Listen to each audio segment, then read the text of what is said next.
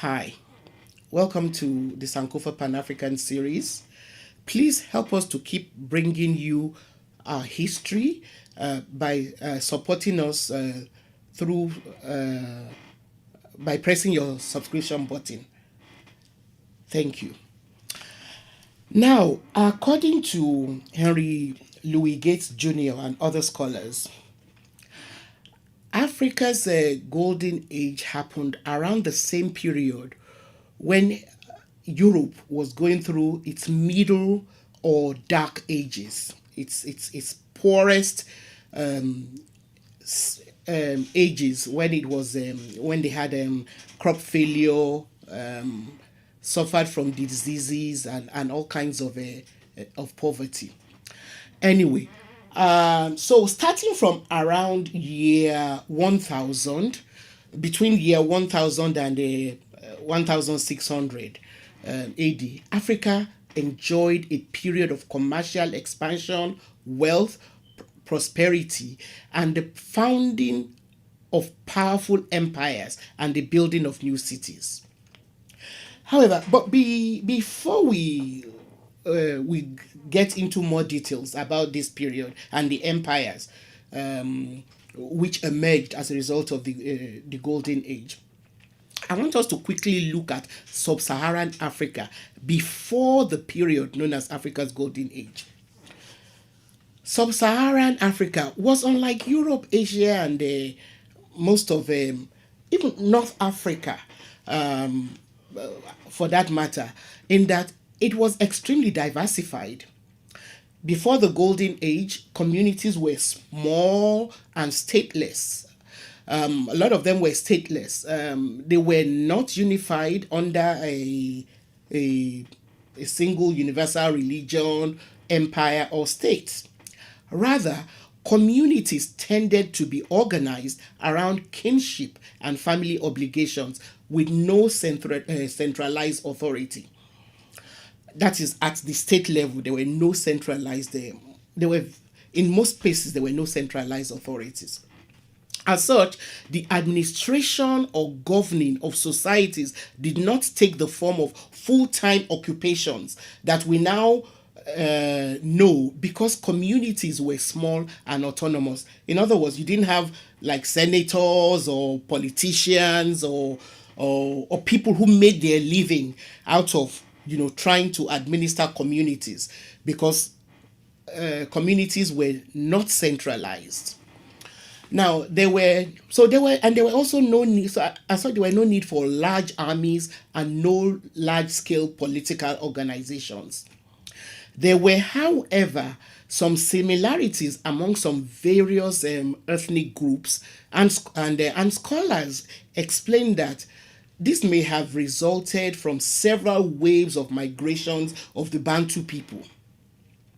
Now, Bantu is a general term for hundreds of ethnic groups spread over most of sub-Saharan Africa.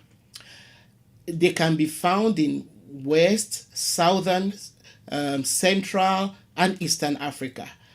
Now, though they now speak different languages, according to the New World Encyclopedia, there are enough commonalities found in languages to lead linguists to classify them as belonging to a common language family. In many cases, they also have underlying customs, and we've actually done an episode on African languages. So please look for it and watch it to get more insight into the various language groups of Africa. And please give us a thumbs up if you like that video. Now, okay, so in like I was saying, in many cases, there were some underlying common customs, but we might also wonder why and how they got scattered throughout such a wide expanse of the continent.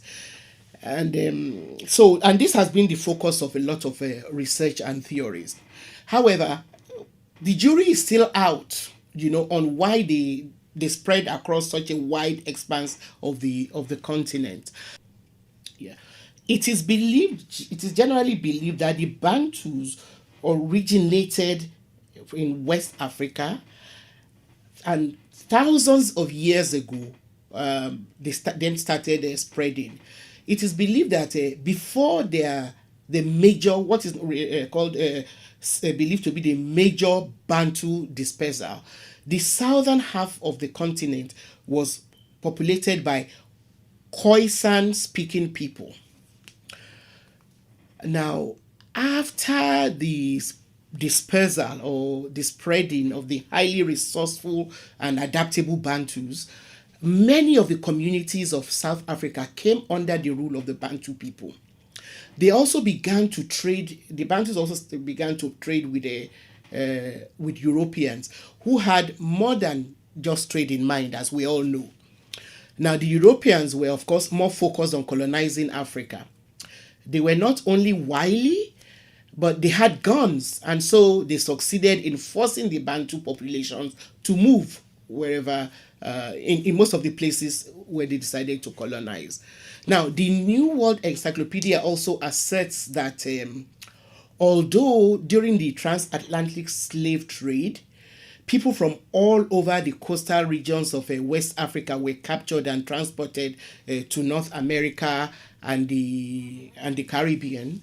The Bantu people were among the most numerous. So the majority of the people who crossed, who were captured and forcibly taken away from Africa as slaves, were actually Bantu people.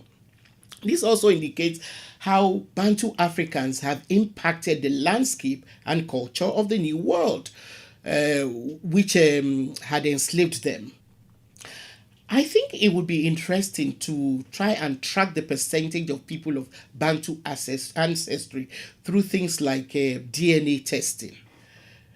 Now, as I've said before, the root language of the Bantus created some commonalities, and this can be found in the form of vocabularies around across African languages and dialects. These commonalities must have allowed some mutual understandings among various Bantu groups. For instance, most had similarities in their belief system. They were mostly animists, believing in a world controlled by spiritual forces and gods. Now, these forces were often mediated through specialists who prescribed rituals, sacrifices, and or some other form of religious practice to affect individual or communal life and events. These beliefs were the bedrock of their ethics, worldview, and the workings of the elements of the universe. In other words, their belief system was also tied to their philosophy, their worldviews, you know. So, in most instances, there was some level of reverence for the dead ancestors, who were sometimes worshipped as the first settlers of the land, who they now believe to influence things like rainfall, harvest, and fertility. Now, to these traditional communities, land often represented more than just a source of economic wealth. They had a spiritual connection to the land, and this connection also made them respectful of the land. So all this noise today about the ecosystem and things like that, the Africans, had a relationship to the earth, that was so sacred that prevented them from abusing it. Now, I've digressed so much here in order to underscore the fact that regarding economic history, Northern Africa became very quickly integrated with the Mediterranean and Arab speaking worlds through trade, early waves of intercontinental migration, and conquest. So, in this regard, the Sub Saharan areas were different. Their economics were primarily local and regional. And as such, it would be wrong to generalize about North Africa and the Sub-Saharan Africa.